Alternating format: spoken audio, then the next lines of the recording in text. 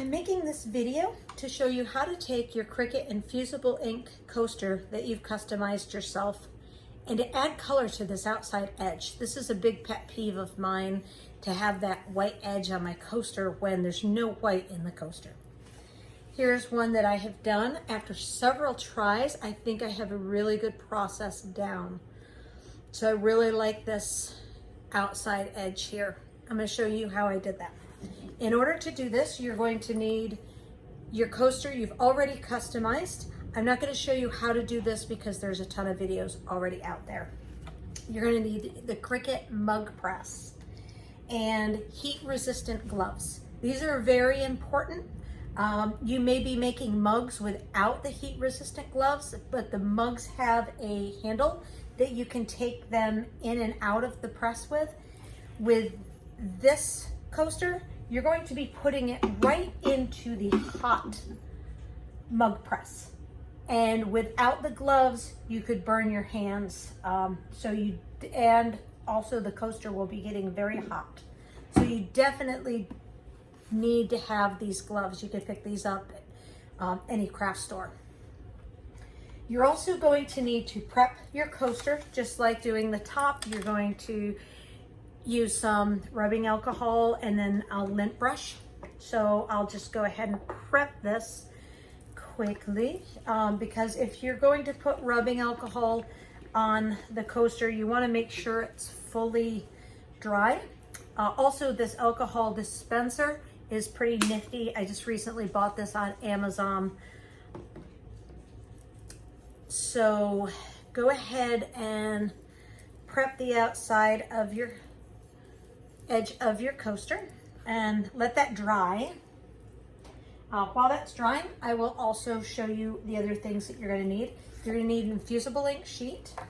You're going to need some scissors, some heat resistant tape. It absolutely has to be heat resistant tape. This is Cricut heat resistant, but you could use any tape.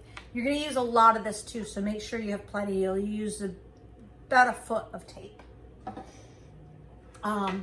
And then your infusible ink itself.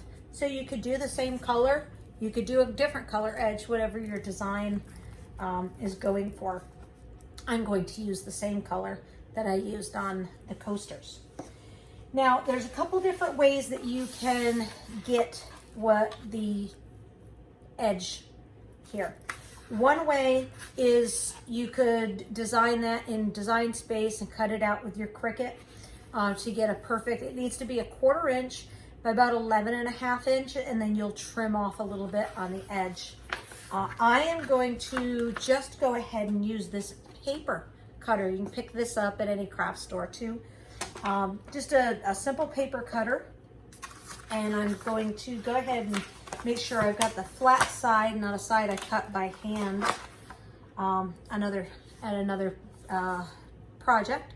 So I'll go ahead and make sure I line it up at exactly a 1/4 inch. These paper cutters will have, they should have lines in them.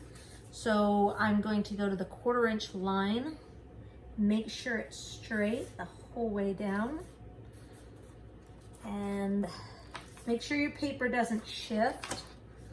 Go ahead and cut that out. Now I've got a perfect 1/4 inch by 12 inch piece here. So now that the coaster's dry from the alcohol, I'm gonna try not to touch it, but I'm just gonna hit it with the lint brush. Make sure there's no lint from that cotton ball that will get in the way of your infusible ink. So I found several different methods for putting this infusible ink on the coaster. The first thing I'm going to do is I'm going to kind of roll this with the color side down so that it's just kind of give it a curve inward. I have found I've done a ton of infusible ink, and if you've got any gaps, any just little air gaps, it's gonna cause some fading and you won't get the full transfer of the ink. So you won't have as nice and even color as what I've got here. Another tip I should have given you, when you do go ahead and cut, and I apologize for hearing thunder, we're having a storm. When you go ahead and cut the edge, you should cut it along the side that's not curved, because if you cut it along this curvy side, then it's already curved in the wrong direction, and you're just gonna have a harder time putting it on. So just a pro tip there, cut along this edge. And if you can't cut along that edge, then just do a lot of shaping afterwards. So you may have a better method for putting this on. This is what works best for me. I go ahead and line it up on the edge. It's very important to make sure that you've got full coverage here. And I'm going to take one small piece of tape just to start it. Another thing I have learned about the Infusible ink is that with the tape, if I was to just tape it in a couple of spots around, two things will happen. One, when you go to put it in here into the mug press, because it is such a tight fit, this will shift. So you really need to have tape 360 degrees around your coaster. The other thing is when you've got tape just in one area and not another area, it affects the amount of heat that's gonna be where the tape is versus where there's no tape. And I have found that there is uneven coloring. So once I have the one piece of tape on there, I'm gonna just work it all the way around to the other end. Pull it as tight as possible, tight, tight, tight. So that we've got, so there's no air gaps. Kind of visually inspect it. You can run your finger along, keep pulling, just really get as tight of a fit as possible. And you can go ahead and tape it right where the tape was on the previous one. Try to tape over in the same spot, or right next to it, not the same spot, so that it's in the spot right next to it. There we go. And then you can cut off that excess there. So that will get it just held in place. I'll go ahead and cut off that excess, and then I'm going to visually inspect it. And I do see there's a little lift right there. And that is caused because I've got a bit of an overlap. So just kind of push that down and work it out so that you can see now you're not seeing any air. And this coaster is one I've been using, so you can see it's dirty under. I've made this a while ago, but now I want color around the edge. So now that you've got the Infusible ink in place, you're going to want to tape across the whole thing. So try not to overlap the tape, because again, if you've got two pieces of tape over top of each other, it's going to be uneven. So starting the tape right where the other tape has stopped, you're going to line it up so that the tape is halfway. You got a little bit on either side. As you're doing this, this will slide back and forth, your Infusible ink sheet. You want to make sure that you're keeping that steady. So you can just run this along. You gotta give yourself a bit more slack. And if it starts going off center, pull the tape up, put it back down.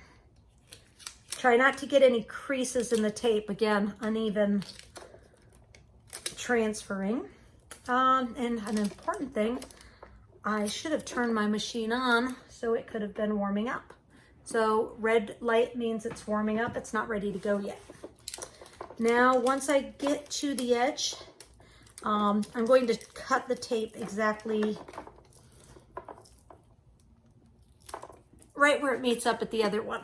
It needs to be cut a little bit more, just to try to make things just as even as possible. Now, once I've got it on there, I'm again going to inspect to make sure I've got full coverage, that the sheet hasn't slid, and I'll just start pushing the tape down on either edge. If you make this, if you make the Infusible ink too long, it's going to cause gaps in the tape, and it's going to cause lifting, So if that happens, you can just slide it back into your paper cutter here and just take a little sliver off from it. So again, working your way through, make sure everything is down nice and neat. And there we go. We're good to go. I'm going to just touch that piece up there. I'm going to do one more inspection around and make sure that I am not seeing any gaps, that I've pushed that tape down tight and there's no air gaps. Air gaps will cause unevenness in the infusible ink. And this will be even more important than it is in your mug press, because we're not going to push this down. And I'll show you why in a minute. Okay, so now I think this is ready. I'm not seeing any gaps. I've double and triple checked it. So now what I'm gonna do is put on both pair of gloves. You may only need just to use one hand, but I find it's better to have both hands covered in case you were to drop it and your instinct was to go to grab it, or if you needed a second hand, you definitely wanna make sure you're protected. I will move my paper cutter out of the way. And let's get this up closer so we can get a better view of what's happening here. So we've got to wait for this to turn green to finish heating up. And while we're waiting, I'll just cover how it's going to go in there. So what I have found is the best technique is about there's the beep indicating it's done. About 4.5 minutes in on one side. You want to keep track of how you put it in, and then another 4.5 minutes the other side, or I'm sorry, another 4 minutes the other side. About 8.5 minutes total.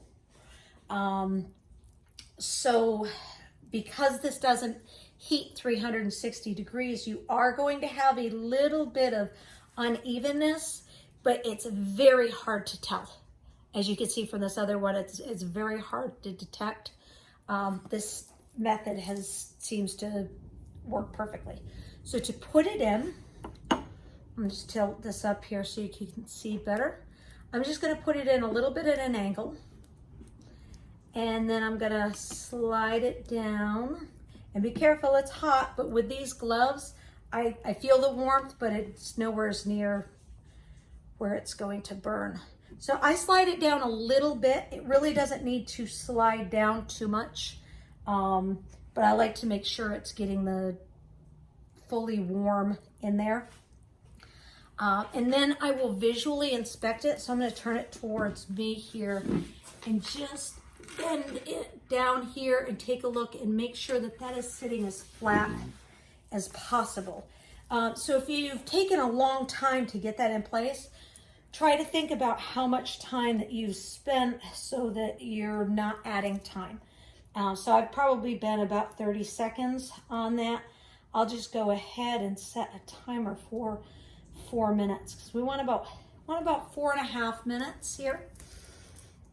So I'm going to go ahead and pause the video while we're waiting for this. I did want to mention, I know I mentioned before, don't push down on this. A couple of things.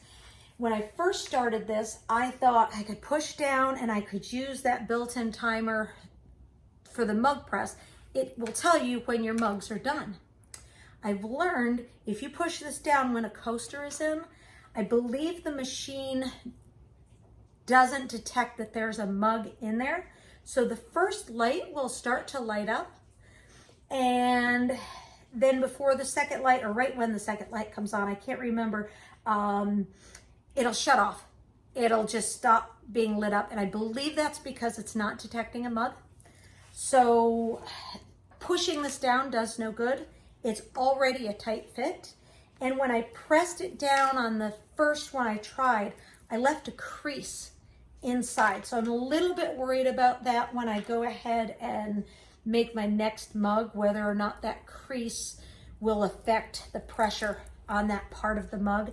Also on this side, in that green foam, I'm not sure what that material is inside of there that gets hot. I've got a little crack inside of that. And I think that that was probably caused by pushing down on this. I haven't seen, I've done several other coasters now at different heights, and I haven't seen it make any impact on the coasters when they're not, when you don't press it down, because it's not really pushing into there.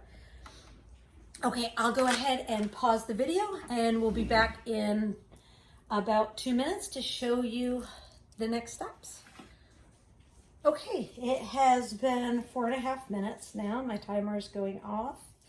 So I'm going to make sure, again, putting both gloves on in case I need my other hand. I'm just going to go ahead and lift this out. And it's warm. I can feel the warmth, but it doesn't feel anywhere close to being hot. And I'm going to turn it around 180 degrees this way. So now it's upside down, because this part that wasn't exposed now needs to get the heat. So I'll go ahead and push it in there. I'm going to set my timer now for 4 minutes to make sure that I'm getting the right amount, not overheating it. And then now I can just do a little bit more adjusting. I'll press it in there. So a thought that actually just came to me now, you make sure that this is nice and even. If it's tilted, you'll get more. It is a little tilted. Kind of visually inspect it. I guess if you had something that wouldn't damage, like maybe a measuring thing, you could see how high it is on this here and here. Oh yeah, that's uneven. There we go. So you could use a different tool, something that won't hurt your coaster or get hurt by the heat, or hurt your mug press. You don't want to hurt that. So something else I was just thinking of, I haven't tried this, but another method might be to go just a couple of minutes and turn it 90 degrees and then 90 degrees and 90. That might actually be a better method, but I haven't tested that yet. So anyone who wants to test that and let me know, I'd be happy to, I would love to hear from you. Because again, I'm not a YouTube video how-to person. I have created this video because I saw a need and there was no other videos out there that I could find. So while we're waiting for this, I wanted to give another pro tip. This is a coaster which probably looks perfectly fine on video, but that's because it's mirrored. I've actually put the letters on backwards. So this was a junk coaster, forgot to hit mirror when I did my Infusible ink pens. So I've kept this coaster because you should always keep any of your junk coasters. You can use them for testing. So I had a handful of these from different projects, like this one here that had some lines around it that came off. So I didn't want to give that as a gift. I remade it, but I was able to use that to practice on the edging. So, and here's another pro tip. When you go using scraps with infusible ink, you can't tell the color from that. I thought that I was using blue, I was using teal. So make sure to mark your, or keep track of your scraps if you're using them. All right, we've got about a minute left. I'll go ahead and pause the video. Okay, so 4 minutes is just about up. So again, I went 4.5 minutes and then turned it 180 degrees and went another 4 minutes. And the reason I didn't do the same amount of time is because it's still hot, so that's still working on this edge. So it was a total of 8.5 minutes. I'm gonna go ahead and pull it out and set it here. I'm gonna leave this on because I plan to do more of them, but we'll go ahead and let that cool. It's actually, from feeling with my gloves, it does not feel like it's as hot as it would have been if I was doing the easy press to do the top of it. But I've done a lot of experimenting with this infusible ink, and I believe that letting it cool actually helps the quality of the color that you're going to get. It's very hard, especially if you're impatient like me. I want to see if I did good.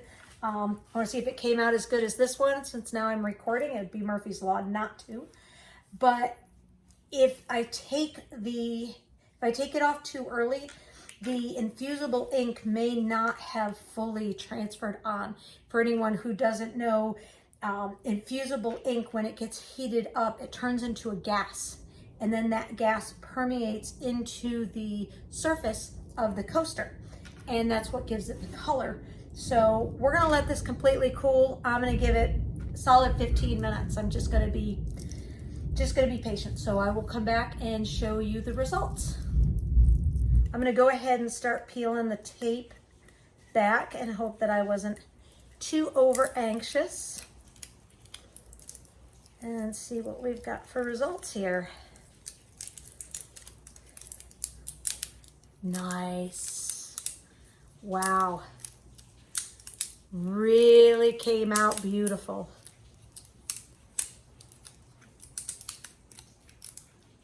Oop. One more piece of tape I've got to pull off here. And it looks like we've got, not quite perfect. They're right at the tip. I have not found a way to completely combat that. I think even on this one here, you can see the tiny, tiny little line. And that is caused from when the two pieces of infusible ink are come together, there's a little gap. Possibly if you cut them right together, you could line them up perfectly, but if otherwise you'll get that gap. But I don't think it's enough. Back here you can't even see it, and if you're not looking for it, I don't think you would see it. But that's the gap. Otherwise, here's my surface. I think it's just came out absolutely beautiful. I hope that this helps everyone. Please let me know if you see any improvements that I can do to my process. Because again, I did this for myself, wanting to have the edges of my coasters colored, and I just could not find anything on there. So good luck and happy crafting, everyone.